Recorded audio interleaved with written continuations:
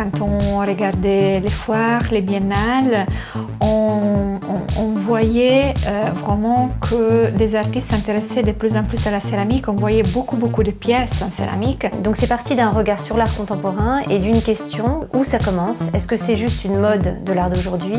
Ou est-ce qu'il n'y a pas une histoire un peu cachée de cette présence de la céramique dans la sculpture? Et à ce moment-là, où est-ce que ça commence? Dans quel pays? À quelle date? Et comment ensuite ça se déroule?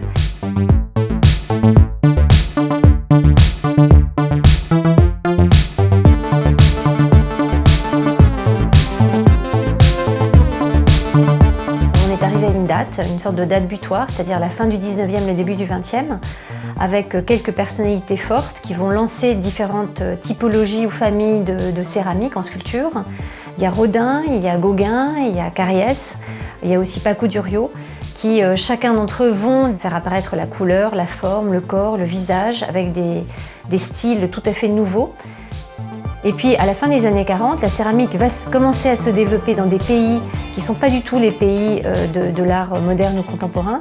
Je pense par exemple au Japon à la fin des années 40 ou la côte ouest des États-Unis qui va produire des groupes de céramistes, des personnalités tout à fait étonnantes et qui vont vraiment lancer quelque chose qui n'a pas son équivalent à l'époque en tout cas. Et pour ensuite continuer bien évidemment cette histoire de la céramique d'art dans les années 60, 70, souvent avec un engagement aussi politique, critique de la part de certains artistes femmes, pour continuer dans les années 80 avec des grands protagonistes de la sculpture d'aujourd'hui.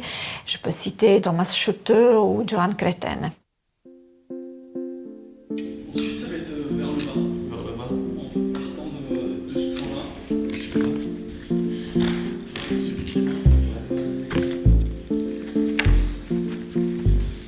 L'exposition donc se construit en deux volets qui sont vraiment tout à fait complémentaires, qui ne sont pas des volets chronologiques.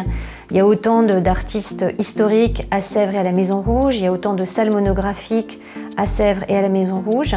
Il y a des salles thématiques qui ont été réparties un petit peu selon l'histoire des lieux. Par exemple, à Sèvres, on a une salle sur l'histoire du Japon, puisqu'il y a beaucoup d'artistes japonais dans les collections de la Manufacture de Sèvres. Il y a aussi cette salle sur les vases et les assiettes. Donc on a essayé de choisir ou de montrer quelles sont les grandes thématiques de la sculpture en céramique aujourd'hui. Je pense à la catégorie du grotesque ou je pense à la catégorie des grandes installations. L'idée, c'est de faire vraiment de recréer ce fil rouge dans chacun des deux lieux entre les œuvres de la fin du 19e et les œuvres contemporaines. On va passer par l'Italie, par la France, par le Japon, par la côte ouest des États-Unis pour arriver aujourd'hui à une carte très globale, c'est-à-dire une carte très internationale de la pratique de la céramique dans le monde entier. Et par exemple, Sèvres, depuis presque une dizaine d'années, organise des résidences pour des artistes contemporains qui peuvent utiliser les ateliers, les fours de la manufacture et produire des pièces d'art contemporain. Finalement, le terrain de la céramique, c'était un terrain qui avait été considéré comme très périphérique du côté de l'art décoratif, du côté du décoratif tout court, un peu méprisé, un peu kitsch. Et du coup, cette relative pauvreté finalement de l'exploration de la céramique en a fait un matériau justement intéressant, c'est devenu un contenu.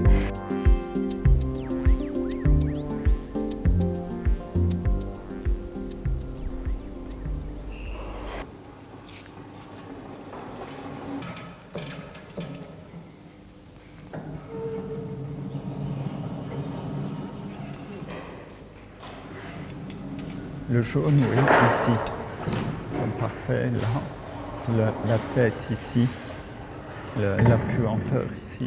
Donc parfait, là.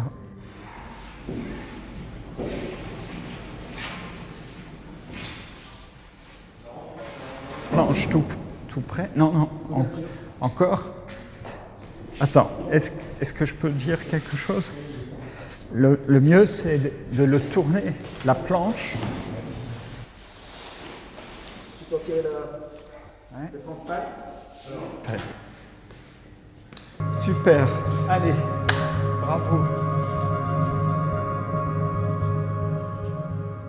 Dès le départ, il y a quelque chose de l'ordre de l'absence de contrôle, du laisser-faire, de l'incongruité qui va s'installer à l'intérieur du matériau, au cœur du matériau, et qui fait son identité. Bien évidemment, ils savent maîtriser les points de cuisson, mais il y aura toujours un aspect d'inconnu, de mystérieux, de très fascinant. Et parfois, du coup, la cuisson, le feu révèle certains aspects de la matière qu'ils n'avaient pas pensé. Et parfois, ils acceptent, parfois non, mais je pense qu'il y a une étape en plus par rapport à d'autres matériaux.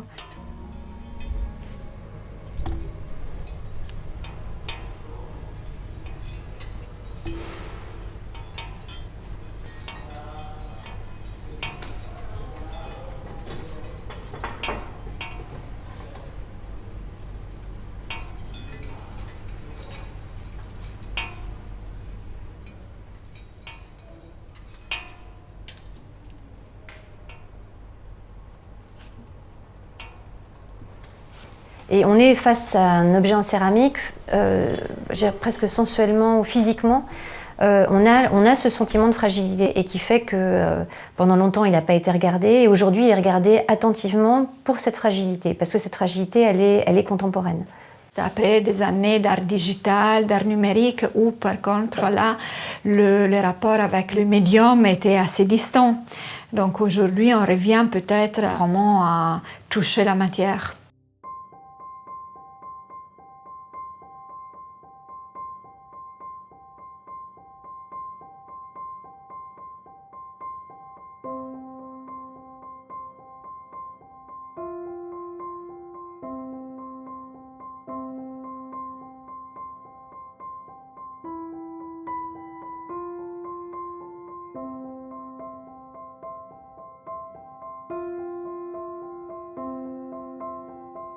Parce que la céramique, si on réfléchit bien, la céramique est la terre. Donc la terre, c'est la terre-mère qui produit des fruits, qui fait naître, qui donne la vie. Donc il y a effectivement ce rapport très organique à la terre qui fait de la céramique un lieu d'expérimentation du corps. Et ce rapport au corps, il peut être du coup assez vite sexuel, en tout cas sexué ou genré.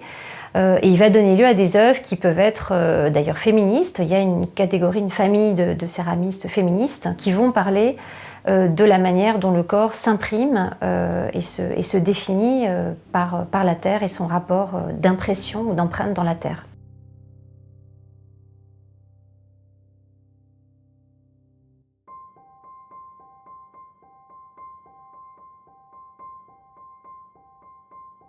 L'utilisation de la céramique dans mon travail est fondamentale. Ça a commencé il y a pas mal de temps, il y a à peu près une trentaine d'années. Lorsque j'ai voulu réaliser des volumes, mais je ne voulais pas les fixer. Donc c'était un matériau fondamentalement flexible, qui néanmoins, selon ce que j'utilisais, à savoir si c'était du grès ou de la faïence, ça retenait ce geste. Pour cette pièce-là, je voulais principalement qu'elle ne soit pas recouverte par un émail et je voulais que justement le recouvrement se fasse dans ce recouvrement qui est du tissu. Donc c'est une Marie-Madeleine. C'est plus qu'un thème, c'est un combat qui m'est cher. En tant que femme, la Marie-Madeleine qui représente une dualité, ou bien elle est de toute façon binaire puisqu'elle est autant sainte que non sainte, mais qui est pratiquement invisible puisqu'elle est recouverte. Elle est recouverte par ses poils, elle est recouverte par ses voilages, etc. Donc c'est un matériau qui nous ressemble.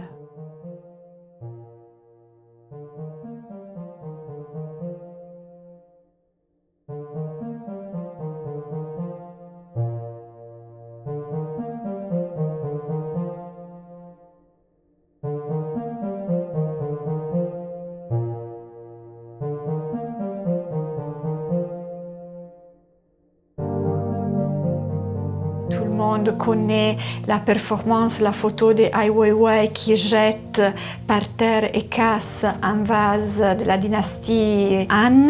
Donc vraiment un geste symbolique et politique.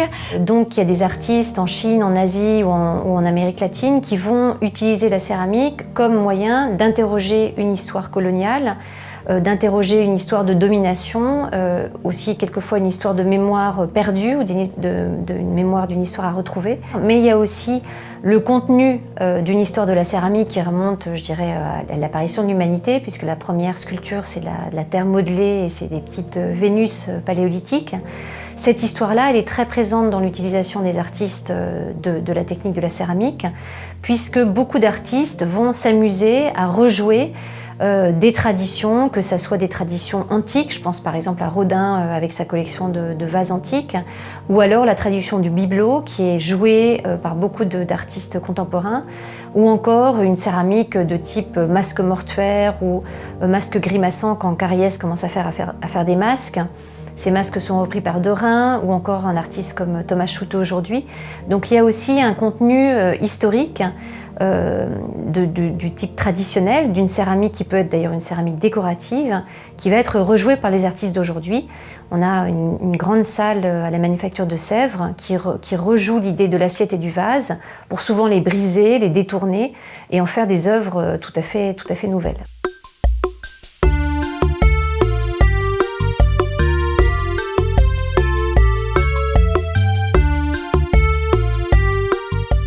C'est-à-dire que c'est avec une relative modestie qu'on a fait cette exposition parce que c'était une histoire qui n'était pas écrite.